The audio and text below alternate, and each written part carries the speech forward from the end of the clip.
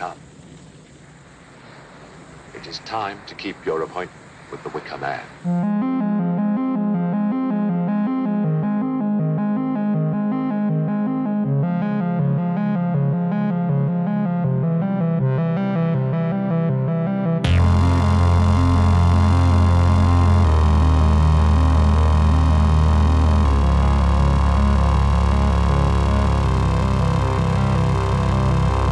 Welcome to Light and Shadow, a podcast about the complex themes presented in the horror genre.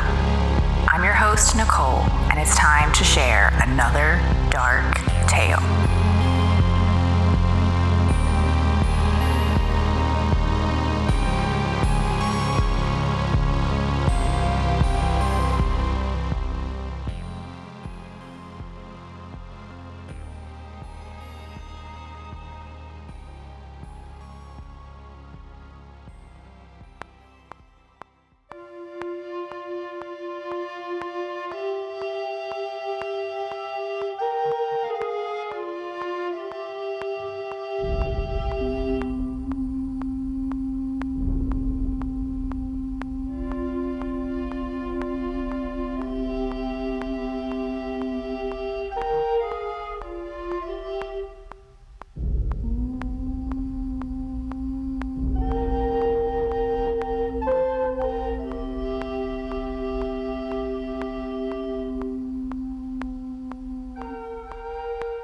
Hello, friends and weirdos, and welcome back to another Religion and Horror episode. Today, I'm going to be discussing the 1973 folk horror classic, The Wicker Man. And this is kind of a hard movie to tackle. Of course, it's become an iconic film, and those can be hard to talk about because, what can you add to the conversation that hasn't already been said? But this one is even more daunting because it's a great convergence of many things. In researching this episode, I found myself sort of just overwhelmed with information, and I had to stop myself from going down many rabbit holes. There's just more going on here than meets the eye. We've, of course, got religious themes. We have 70s filmmaking. We have folk horror and the influence on the horror genre as a whole. There's a lot to unpack. You could pull at many threads. But I want to start today with a little bit of background to set the stage. And first of all, let's talk about May Day. May Day is not Midsummer. Those are two different celebrations. May Day in general is very similar to Midsummer. There's a maypole, there's dancing, it's about the arrival of summer, it's about celebrating fertility. So they do share some common ground, but May Day is its own thing. And whereas the movie Midsummer takes place during the Midsummer celebration, The Wicker Man takes place on May Day. And like I said, there's lots of rabbit trails you could go down. I feel like I could talk for an hour just about sort of the May festivals that, take place. But I'm just going to give a quick overview of May Day. According to Wikipedia, May Day is a European festival of ancient origins marking the beginning of summer, usually celebrated on May 1st, halfway between the Northern Hemisphere's spring equinox and midsummer solstice. Festivities may also be held the night before, known as May Eve. Traditions include gathering green branches and wildflowers, also known as bringing the May, which are used to decorate buildings and made into wreaths, crowning a May Queen. We're very familiar with that. Sometimes the May Queen has a male companion decked in greenery, also known as the Green Man. Of course, there's a maypole, May tree, or May bush around which people dance and sing, as well as parades and processions involving these. Bonfires are also a major part of the festival in some regions. Regional varieties and related traditions include Walpurgis Night in Central and Northern Europe, the Gaelic festival Beltane, the Welsh festival Calan Mai, and here's a surprising one, May devotions to the Blessed Virgin Mary in the Catholic Church. And that one, they crown Mary Queen of the May, which I always find it very interesting how the Catholic Church and sort of modern Christianity has sort of like, co-opted holidays. So I find that one, the Virgin Mary, Queen of the May, to be very interesting. And last but not least, it has also been associated with the ancient Roman festival Floralia or Floralia. Pronunciation, up to you. And of course, we can't talk about Wicker Man traditions without talking about the actual Wicker Man. When I was researching, I was coming across a lot of common themes in these sort of May, spring, summer celebrations, but I wasn't really seeing much about a Wicker Man or a wicker effigy. And that led me to, wonder, wait, is the Wicker Man based on something real, or was, the Wicker Man made up for this film? So it's a little bit nebulous, actually.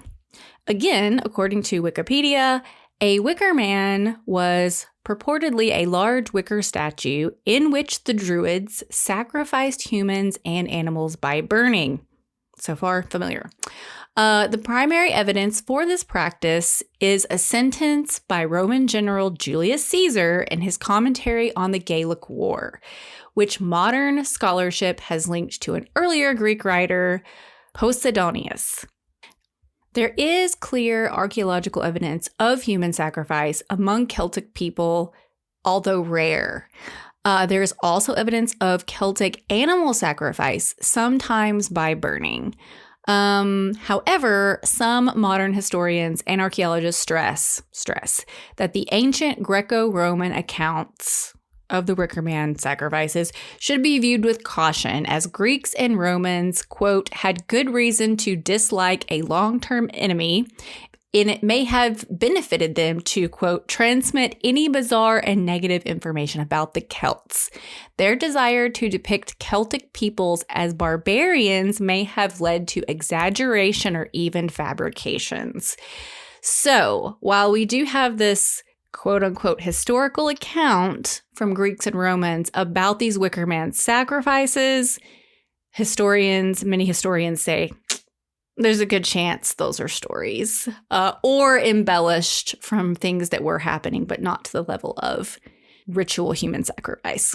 And there are a few other rituals that involve burning some kind of stick figure or effigy, not to the level of what we see in the Wicker Man. And those don't necessarily involve, of course, any sacrifice.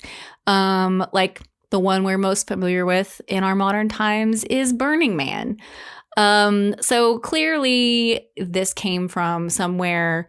There has been some ritual involving a Wicker Man that has sort of evolved over the years.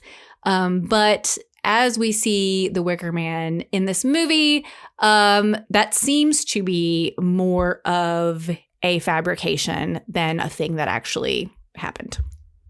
Which leads me to a little bit of background behind the creators of this movie, Robin Hardy and Anthony Shaffer. I was interested to kind of dig into these two a little bit because, often when we have like a tentpole horror movie, it's a director we've seen before, heard before, see again. But Robin Hardy, I was like, I don't know anything about this man. And then even in the opening credits of The Wicker Man, it says Anthony Shaffer's The Wicker Man. And I was like, am I supposed to know who he is? So I did a little research on these two, and they were a team, and they were both kind of jack of all trade creative types. Clearly, they were both filmmakers. They were both novelists. There was some film and film, TV, and commercial directing in there. I believe I read somewhere that I think Robin Hardy was a playwright. So they just sort of did a lot.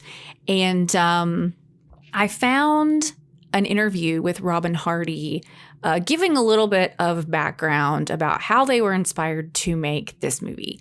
And this comes from a blog called Money into Light. And the interviewer asks, how did you research the film? And Robin Hardy says, Tony Shaffer and I figured out the plot together one weekend at my place in Maidenhead. We had been partners in a film company for about 13 years at that point. He then went away to start writing the script, and whilst recovering in the hospital from an operation, I did all the research of the various pagan practices and symbols. Tony and I were passing each other stuff backwards and forwards.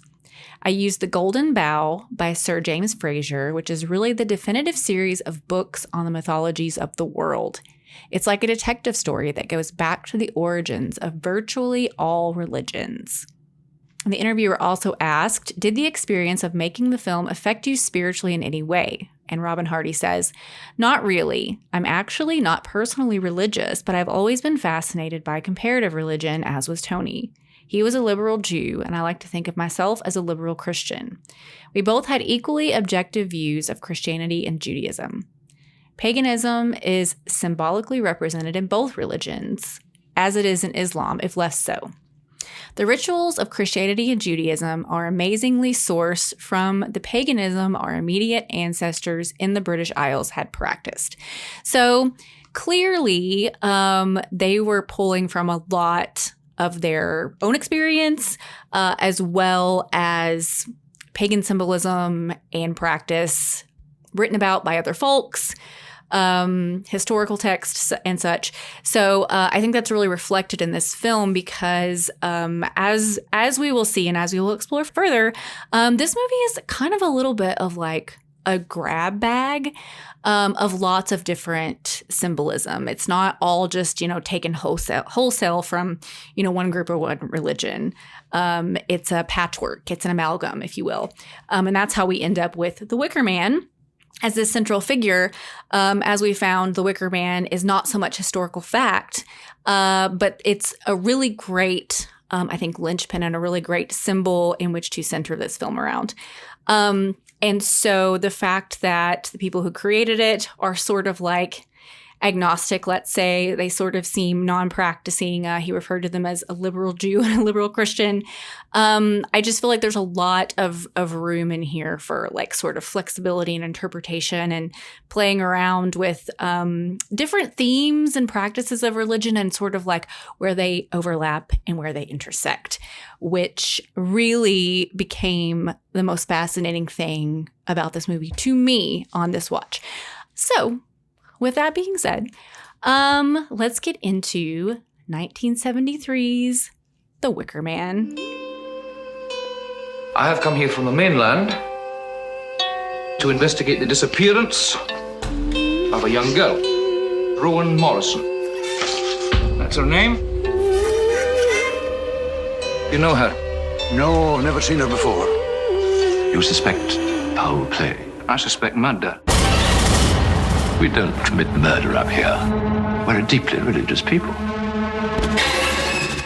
Where is Rowan Morrison? Take the flame inside you, burn and burn below. Fire seed and fire feed and make the baby grow. You wouldn't want to be around here on May Day. Not the way you feel. Take the flame inside Where is Rowan Morrison? Fire seed and fire feed and It is time to keep your appointment with the Wicker Man. Hail the Queen of the May! Hail the Queen of the May!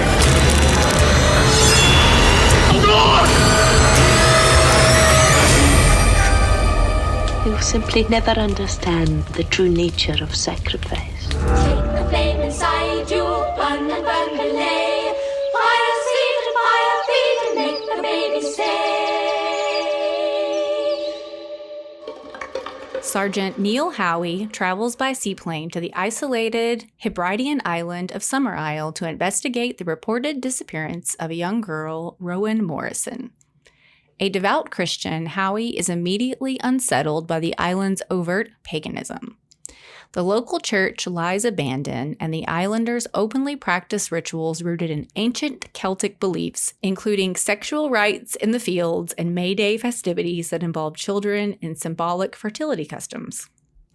When Howie begins his inquiry, the villagers insist Rowan never existed, creating an atmosphere of quiet hostility and deception. While staying at the Green Man Inn, Howie resists an attempted seduction by the landlord's daughter, citing his engagement and religious convictions. He discovers a series of photographs documenting past harvest festivals, each featuring a May Queen, but notices the most recent image is missing.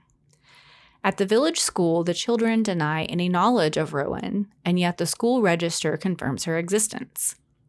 The teacher directs Howie to Rowan's grave, deepening the mystery.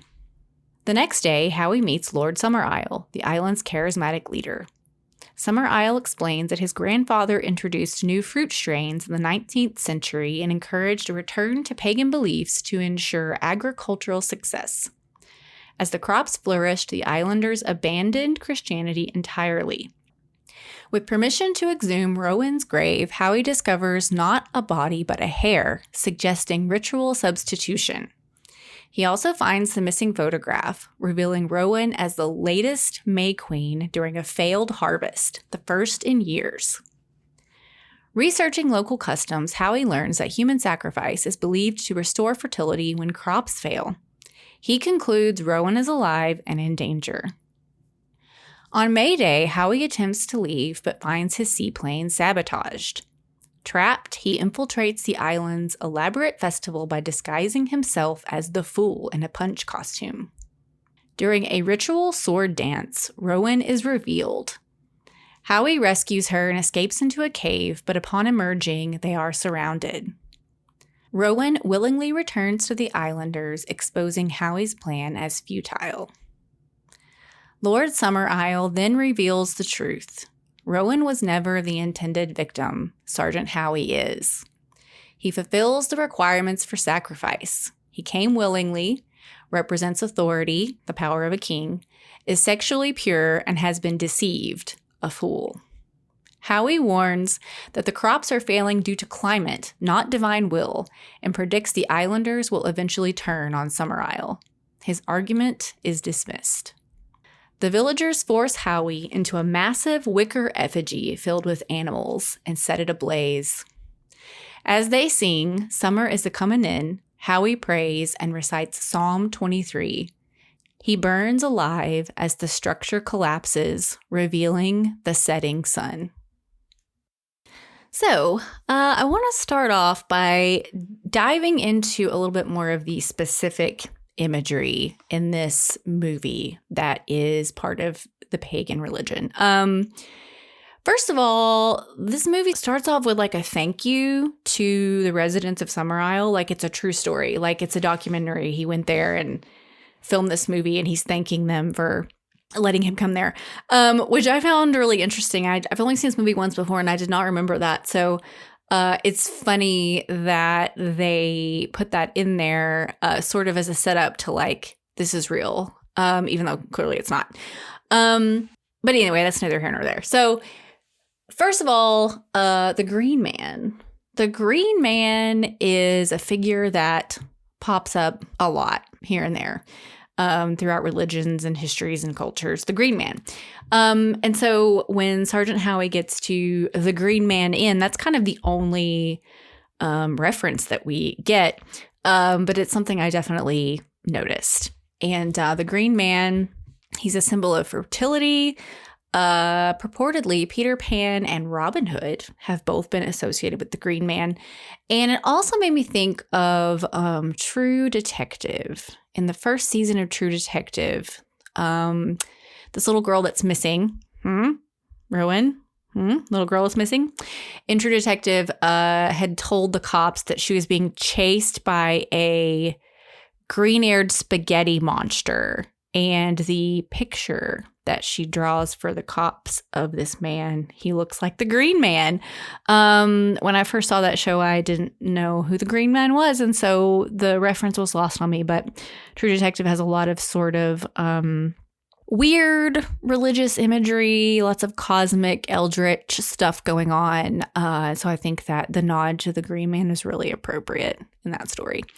Also, the Green Man, I guess, has some bearing in the Dark Tower series by Stephen King. Haven't read Dark Tower, but I just read Insomnia for the second time, and there is a Green Man that shows up sort of at the end of that novel. And I believe like Insomnia has crossover with Dark Tower. So I think that that Green Man in Insomnia shows up also in the Dark Tower. So the Green Man has been a figure that has sort of been used in a lot of different ways.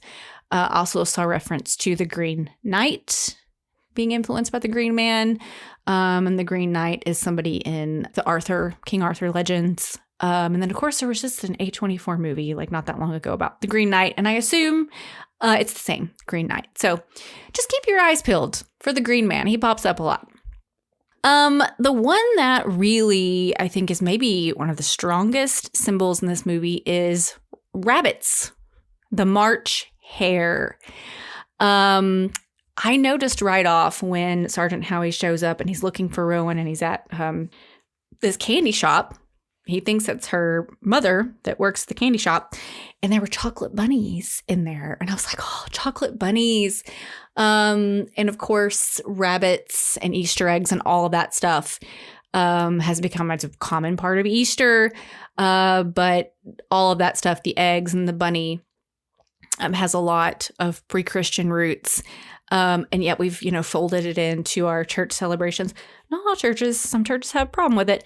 But I grew up with, both Jesus and the Easter bunny, and I still buy myself a chocolate bunny every year.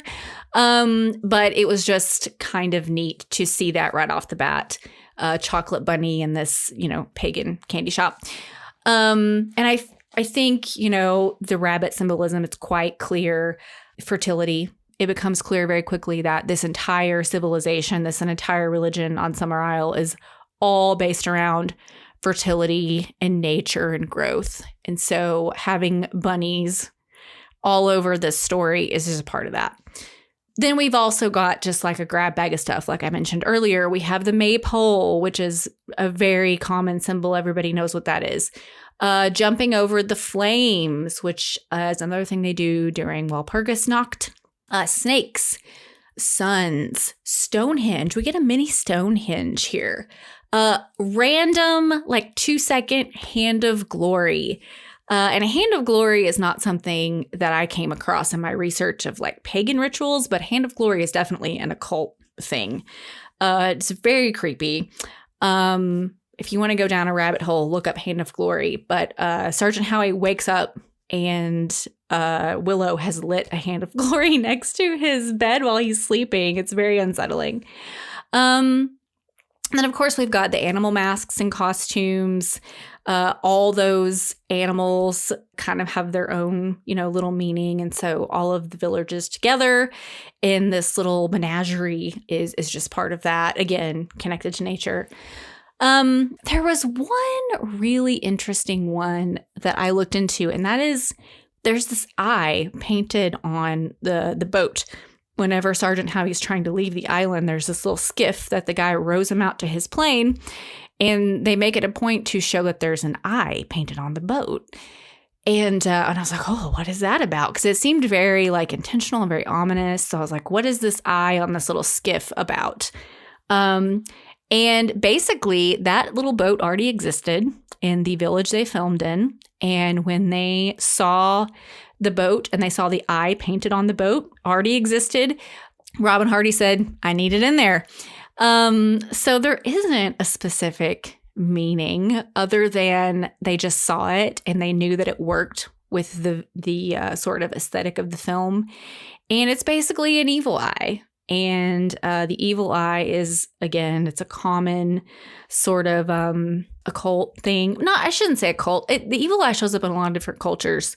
And it's funny that it's called the evil eye because it's actually a good thing. The evil eye is usually seen as a sign of protection. And if you've seen the light and shadow logo, you've seen the evil eye. Most of the time you see the evil eye in a hand. Something I don't know if I've ever talked about, in my logo specifically, it's on the right hand, not the left hand, because a lot of times the left hand is associated with quote unquote evil or Satan. Like when you see Baphomet, he's got the left hand out. And the right hand is often symbolized as good. It's symbolized as the creative side, whereas the left side is more of a destruction. Christ sits at the right hand of the Father. So if you look closely, you will see that in the light and shadow logo, evil eye on the right hand. Anyway, rabbit trail, chocolate bunny trail. Let's get back on task. So just in general, all of these different symbols, they all kind of come back to the same thing. And that is that the folks on Summer Isle are very connected to nature. Everything they do is motivated by earth and fertility. And because of that, they are very uninhibited. They are one with nature. They don't mind being in their natural state, aka naked. So all these little symbols throughout the movie, and I've only mentioned a few. I mean, there are many more than that, but they all just sort of underpin this connectedness to nature and the earth in their crop and even each other. And like I said, it's been a while since I've seen this movie, and I really, I remembered a lot about it, but I really enjoyed just following Sergeant Howie around and sort of being just exposed to random stuff, just like he is. A lot of times the movie just jumps from scene to scene, and we don't always get a lot of context for what we're witnessing. And I think that really puts us in Howie's shoes, and keeps things feeling really like fresh and authentic. And I want to talk about Sergeant Howie because, I mean, he's really the center of this film. We're following him. It's his story. And he is clearly a rigid and devout individual. He is a little bit of a wet blanket, if you will. But I have to say, even though I think we're not supposed to like him, I kind of do. I sort of find his constant like pearl clutching to be funny and kind of endearing, even though it might be a little cringe. And, you know, he is self-righteous. He's quick to judge these folks, but he does have reason to be suspicious. Someone from the island sent him a letter, said this girl is missing, and he gets there. No one wants to answer his questions. No one wants to give him a straight answer. Like, clearly they're lying to him at times. Like, these people do seem to be hiding something. So even though, you know, maybe his method is a little stark, we do want him to get to the bottom of this mystery, especially if there is a child in danger or missing or something, you know. And I think to go back to just how these people are inhibited and connected to the earth, though we have to talk about the willow scene, because I am so intrigued by the willow scene. It's like so weird and bizarre, but also kind of lovely. This song she's singing and this little dance. And also it's kind of disorienting because like it's presented almost like a musical, like you can hear and see everything perfectly. And yet if she was really singing to him through the wall, it would not be that clear. And I also think it's interesting that even though he's a straight arrow, Sergeant Howie is clearly tempted by Willow's invitation, but resists. And I think it's mainly because he's engaged, he says. I think if the man does not have a fiance, he might have caved to Willow's little dance. Which leads me to like a bigger question. If he caved, would he have then been exempt from the sacrifice we get later? It just makes me wonder if the whole Willow seduction was a test he needed to pass to prove like his purity and worthiness. Because if they want him to be this sacrifice and he is the perfect sacrifice, and part of that is that he's a virgin, why would they like allow Willow to do this? Because if he gives in to her seduction, he will no longer be a virgin and therefore not a perfect sacrifice. So they don't ever tell us this, but I feel like it must have been part of the process. And it was a test, and he, unfortunately for him, passed the test. And I also want to talk about Lord Summer Isle, because Howie and Summer Isle they are the characters that we are given as a contrast to really set up the entire theme of this movie. I really dig Christopher Lee as Lord Summer Isle in this. He's, of course, very imposing as he always is, but he's also like playing the piano and singing and walking around in a kilt, kind of willy-nilly.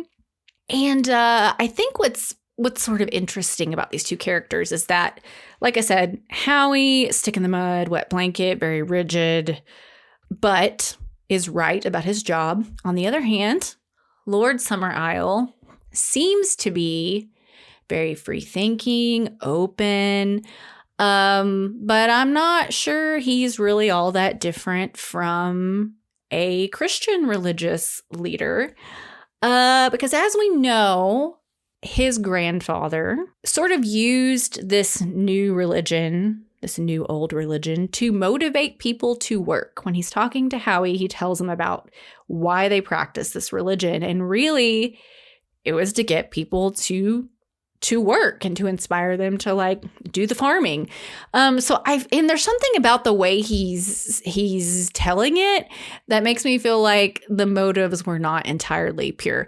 And it also suggests that possibly these villagers aren't true believers, but instead they just sort of found this belief system convenient, which you could say of a lot of religion. A lot of people practice a religion just in practice, just move through the motions, and they don't really like believe it in their soul. So this could be a commentary on that. Again, this is just solely what I extrapolated from his little 2-minute conversation with Howie about how they came to believe this. And I will say he has used this religion as a means to build community, which is good. That's the good part of religion. You get this community. But he has also used it to exercise control, which is the bad part. And again, I'm speaking about religion like very broadly at this point, because that seems to sort of be the hang up with any religious institution. You've got this great community. That's why a lot of people go there in the first place. That's why a lot of people stay, even after they shouldn't. Got this community. It's great. But then you also have quite often this means of control that you're not allowed to break away from, you're not allowed to question. And what we find out in The Wicker Man is that is what is happening. The community here seems very beautiful, again, very free, very harmonious, but they have been convinced to sacrifice a man. So it's not all chocolate bunnies and fire dances on Summerisle. And to further extrapolate this sort of contrast between Howie and Summerisle, it's really setting up, again, this like dichotomy between pagan and Christian faiths, which in this movie, it's pagan and Christian faiths. I think you could zoom out and use it to compare a lot of different belief systems. But I think what makes this movie work so well is that contrast of Christian versus pagan religious belief and expression. Like, for instance, both believe in an afterlife, but Howie points out that Christianity believes in the resurrection and Summerisle believes in reincarnation. Also, the pagan community really seems to have a focus on like the group and the community rather than the more individual focus of Christianity. Of course, they worship many gods rather than just one, although they are primarily appealing to a specific god, the sun god, with the Wicker Man sacrifice. The beliefs do have more overlap than you would normally think. I think it's mostly the practice that is quite different. And Howie and Summerisle have a conversation about this that I think this little clip basically is what the whole movie is about, because we're constantly sort of getting these examples of how, well, our belief isn't that different from your belief, is it? But they are naked. Naturally, it's much too dangerous to jump through the fire with your clothes on. What religion can they possibly be learning? Jumping over bonfires. Parthenogenesis. What? Literally, as Miss Rose would doubtless say in her assiduous way, reproduction without sexual union. Oh, what is all this? I mean, you've got fake biology, fake religion. Sir, have these children never heard of Jesus? Himself the son of a virgin, impregnated I believe, by a ghost. And you encourage them in this? Actively. It's most important that each new generation born on Summer Isle be made aware that here the old gods aren't dead.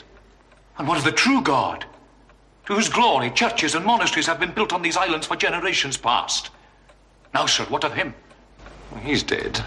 He can't complain. And the shared absurdity of faith is kind of the point that is continually being made in this movie. And I think this sort of speaks to just like a bigger observation about religion.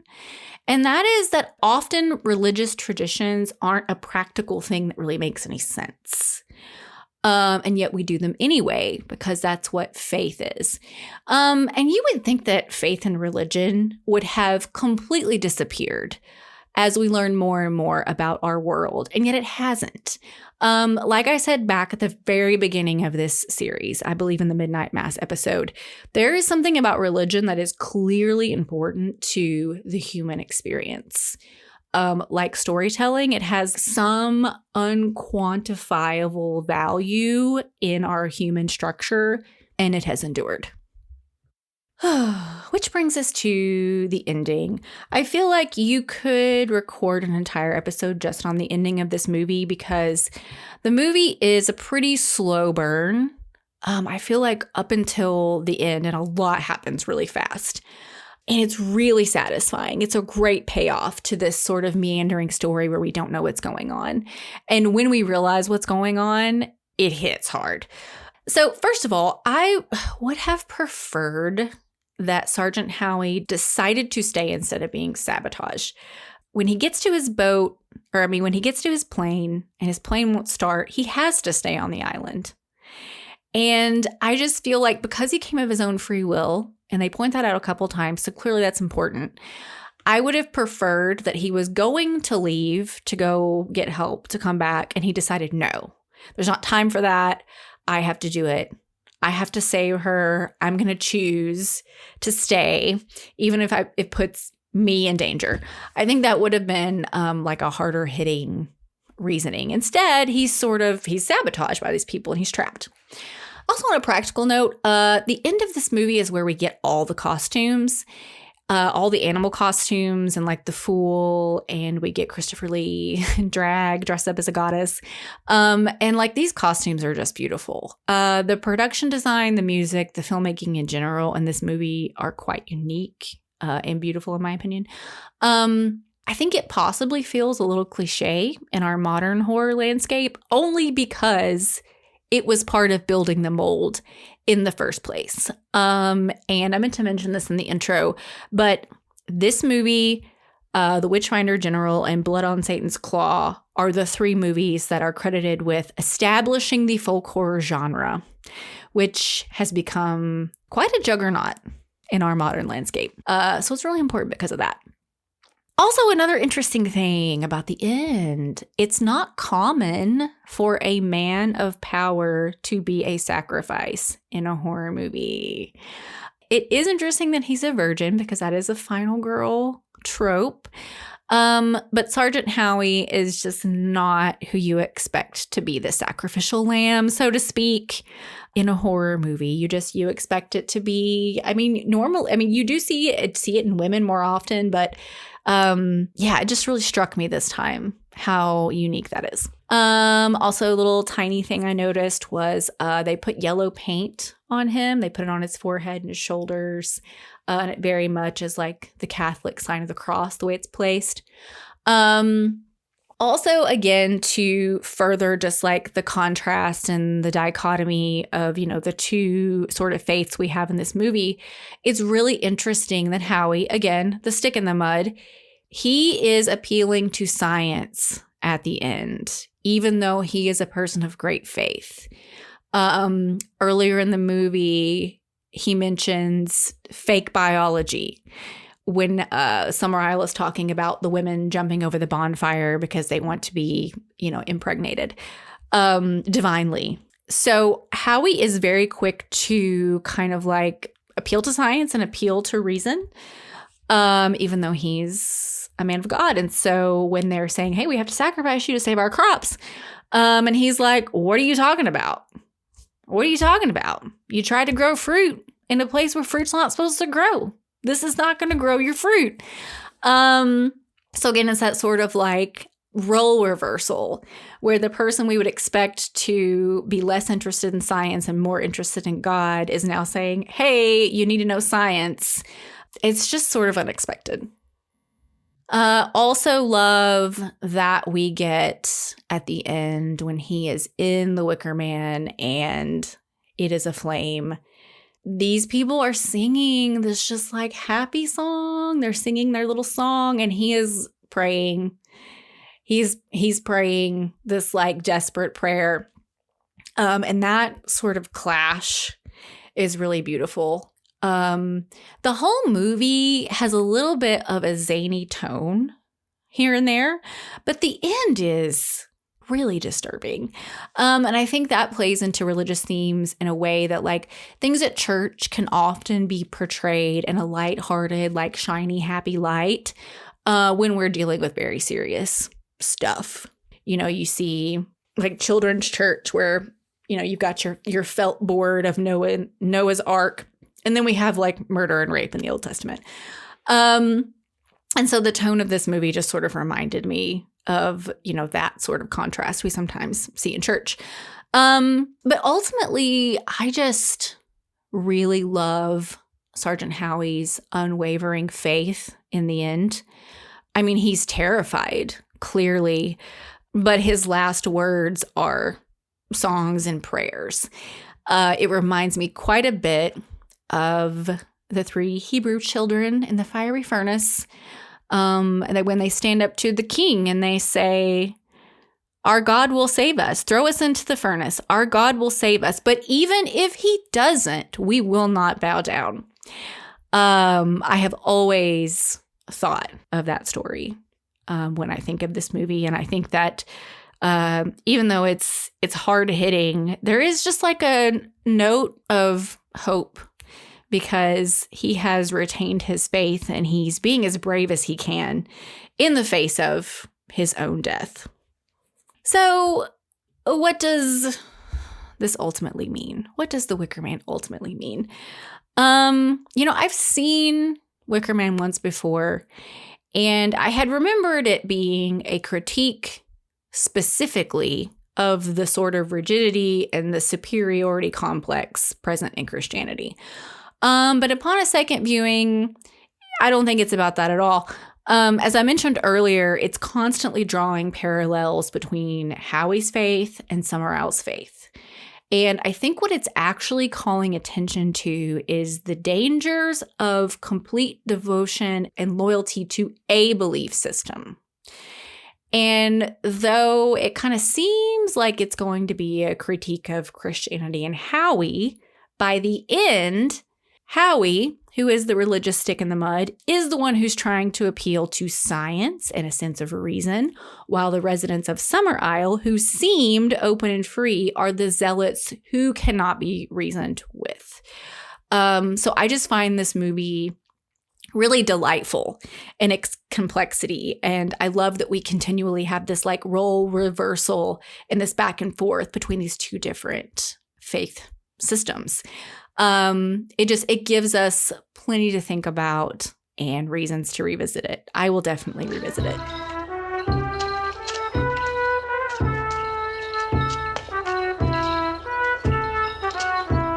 So we interrupt your regularly scheduled programming to bring you a David discussion, or as you like to call it, David. Nicole and the Normie. Yeah. Do you want to sing the song? I can't come up with the words right away. I did not prep you for this. Nope. On purpose. Is it going to be like the last time where I watched a movie and you're not talking about it? The situation is totally different. Where you thought you were watching one movie and it was a movie totally you've never different seen? situation. Yeah. Go back to Tommy Knockers to hear that discussion. So the main reason I wanted you to watch this movie with me is because we've been going through the AFI 100 greatest movies list. Yeah. We're on what number now? 80-something? 80-something? Yeah. The Wild Bunch is next. But we've been watching a lot of like 60s and 70s movies. And so I felt like we were kind of... the end of Easy Rider was a real downer. It was, which is kind of honestly like a little bit of a trend with 60s and 70s movies. Did not know it. Literally never heard that before in my life. Heard all about the movie, never heard that before. So it was a very big surprise. Yeah. So I think that movie shares some DNA with this movie. Seems like it. So do you think that, because The Wicker Man is a strange movie. This is a strange movie. But do you think that The Wicker Man is any weirder than any of the other like 60s and 70s stuff we've been watching? Or does it feel of its time? So I will say yes, but I feel like it's intentional because the whole movie, it just feels like it's choppy and kind of all over the place. And at the end, they say, basically, we've been screwing with you the whole time. And so I think part of that tension that exists is some of it may not be, some of it may just be bad movie making, but I feel like there were some intentional choices that make you uncomfortable, not sure what's going on, and kind of like misdirect you into different places just to keep you unsure of what's going on. Yeah. It's kind of like the whole argument around like how bad the fight in Matrix 2 is. The digital fight that they have where all the Mr. Smith's, Agent Smiths show up and all that stuff. And I have always felt that it's showing a big part of it is trying to show that it is in the computer. And so that they're just messing around with that. Now, some of it is bad, but I think the overall intent is showing that like it's going beyond the scope of what we're used to seeing of the natural world they present. So I think in this situation, it's kind of like that too, of like they're intentionally making things, but also it's not the best effort in doing that. So it could be bad editing choices, but it fits the tone of the movie, which is how I view to see it. I think I mentioned earlier that I think we're just sort of following Howie around and we're just experiencing things as he is experiencing them with no context because we're not familiar with this place. Yeah. At all. So the missing girl is like the heart of this whole story. He's walking around. Where is Rowan Morrison? Where is Rowan Morrison? Where is Rowan Morrison? Like, what did you have any theories about where this girl was? I had thought they had killed her already. For most of the movie, I just assumed that they had killed her already. Yeah, that's what he thinks, and I think that's what we're supposed to think. Even though at first they're like, she doesn't exist at all. And then he proves that she did exist. And then he finds the Mayday picture of her. And so he thinks she's gonna be sacrificed. It's quite the journey.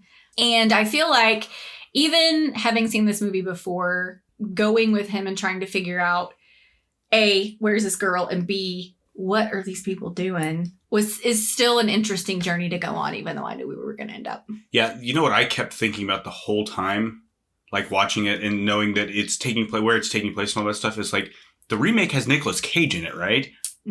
I was like, what in the world is this Nicolas Cage movie like? If this is what this one is like. Well, David, we may have to, if you're interested in it, we may have to watch the Nicolas Cage version and then do a bonus episode. And then we steal the Declaration of Independence. I don't get to do like bad movies very often on my show, so that actually might be kind of fun. I mean, Tommy Knockers. I think you've done some bad movies on your podcast before. In your opinion, not in my opinion. Exactly. Oh, so on that same note, I already know the answer to this, but did you have any idea that they were setting him up? So I didn't know that they were setting him up, but like one of the things I had to ask you about it because I missed it because it was just real quick, like how he got there. It's not super clear how, like they just kind of quickly get you going and all that stuff. And so I didn't even know that like he had got a letter. So I was like, why is he even there? Because I didn't catch that he got a letter. And so that part was all, once you told me that part was lingering around. Like, okay, so who sent him the letter? Like, why did he get this letter? Why? That doesn't, none of them wanted him there. It seems like, why did he get this letter? So it was, that part was there, but I didn't make the full leap to that they were setting him up. I did think that they were going to kill him. Yeah. That part seemed pretty clear as it went along, but it seemed like ultimately like he wasn't getting off the island, but like in that he was the whole inviting thing. So I didn't immediately put together. I didn't even until like it was relatively a surprise, like that the girl's alive and that this is all part of the plan to get him specifically as a sacrifice. and all that. I didn't get that until it was actually happening. So I thought that was actually kind of nice because in the modern landscape where we would have probably seen that seen the twist in the trailer, like it was like I had no idea that was what was going to happen. So that was nice. Yeah, I feel the same way. Like I think most modern audiences wouldn't figure it out.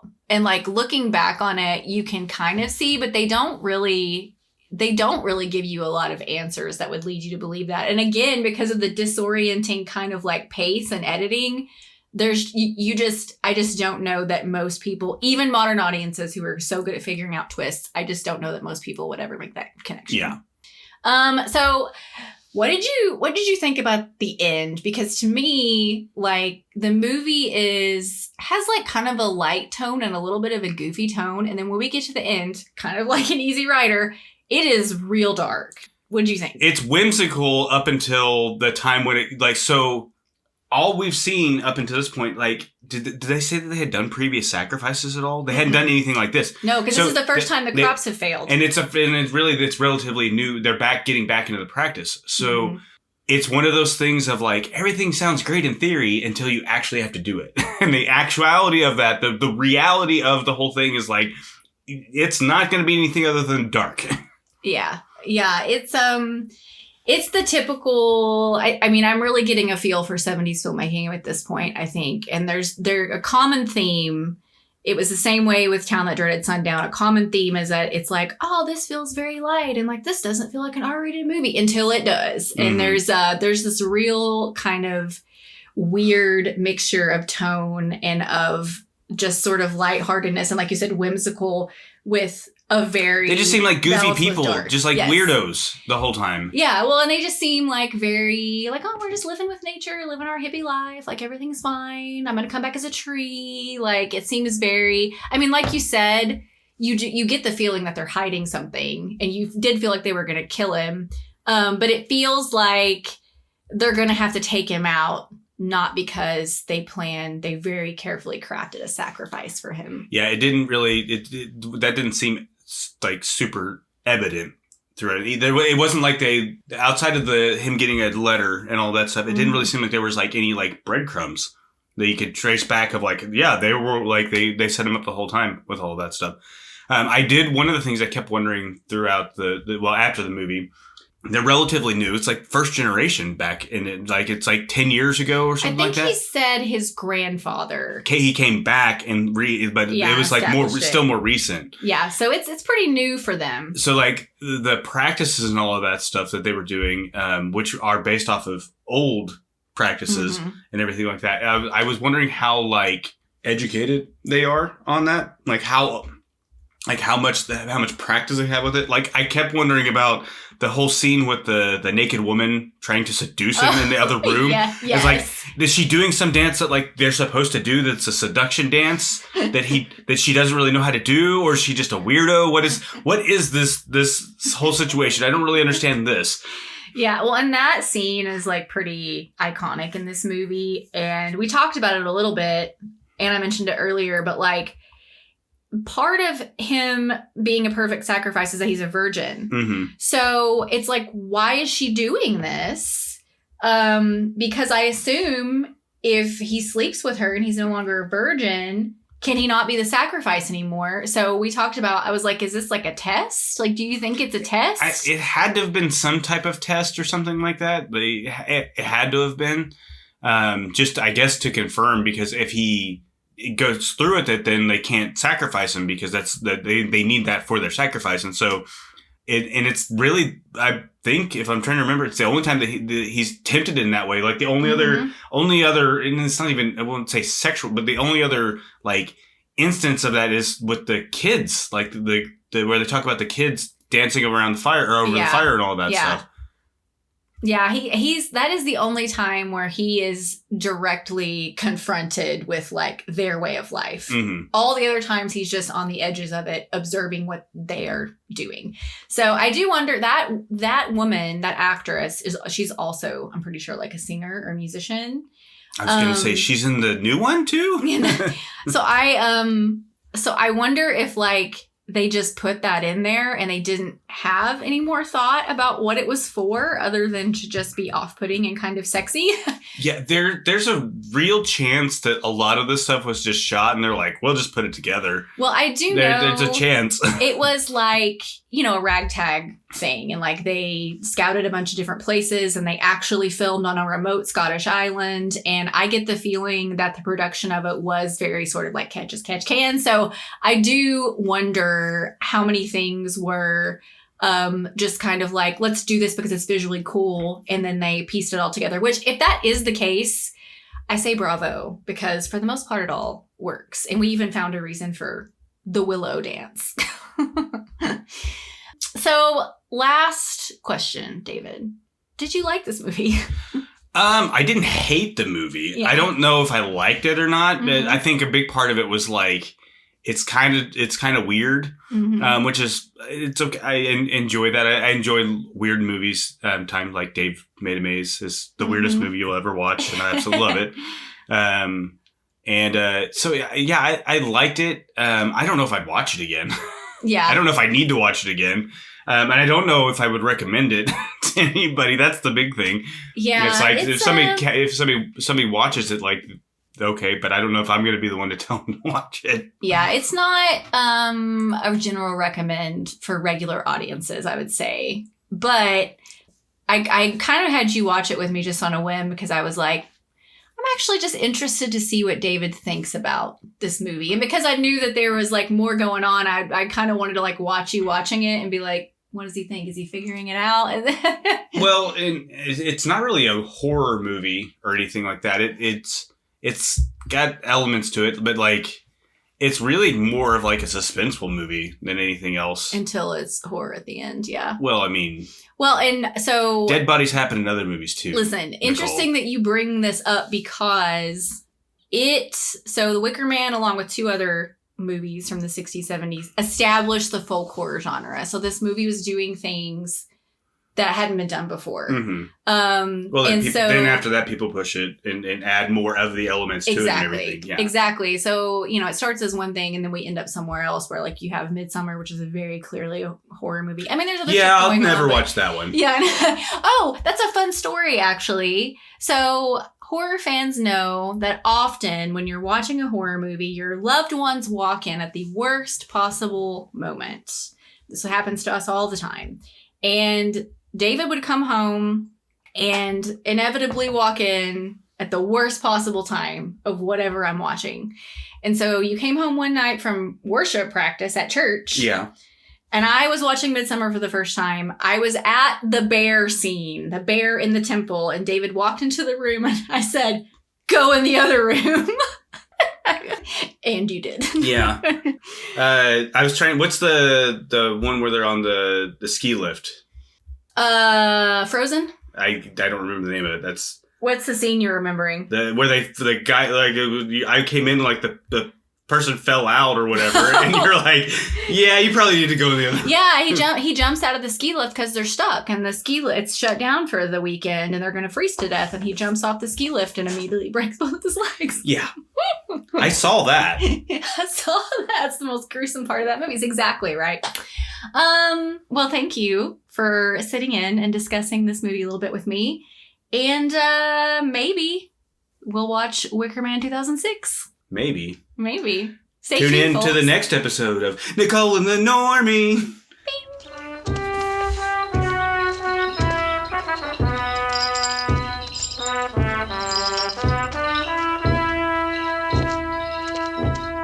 Recommendations for similar stuff. I mean, there's a lot, so I'm just going to pare it down to the best.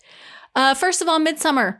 You could watch Wicker Man and Midsommar back to back. Those two are spiritual sequels. They even share some of the same imagery, of course, because they're pulling from some of the same pagan stuff. Both beautiful films, different, but both great. A documentary called Woodlands Dark and Days Bewitched, A History of Folk Horror. And that documentary is a comprehensive look into the folk horror subgenre. It's on Shudder. It's a great watch, especially if you like documentaries. One that is underseen, I don't know if I've ever heard anybody else talk about it, is Lord of Misrule.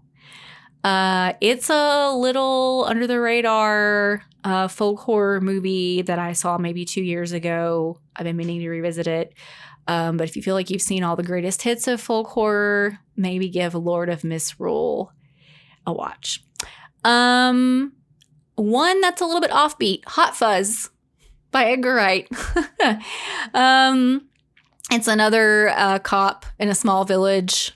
There's something suspicious going on. He's trying to figure it out. It is not a horror movie. It is a comedy, but there is some culty stuff in there. So I think that's a great one. Do Wicker Man and Hot Fuzz as a double feature. Why not? And finally, a short story called In by Stephen King. There is stuff that's probably more folksy than In. But I don't know. There's something about In. I think it's a little bit the setting, but also the tone that I think really vibes with Wicker Man. So check out the short story In by Stephen King. And that's it, folks. Thanks for tuning in. I will be back next month with friend of the show, Logan, to finally talk about Frailty from 2001. Also, I released a bonus episode earlier this month all about Twin Peaks, and that was a really fun discussion with Randy from Straight Chilling podcast. So if you are a David Lynch fan and you haven't listened yet, please go check it out.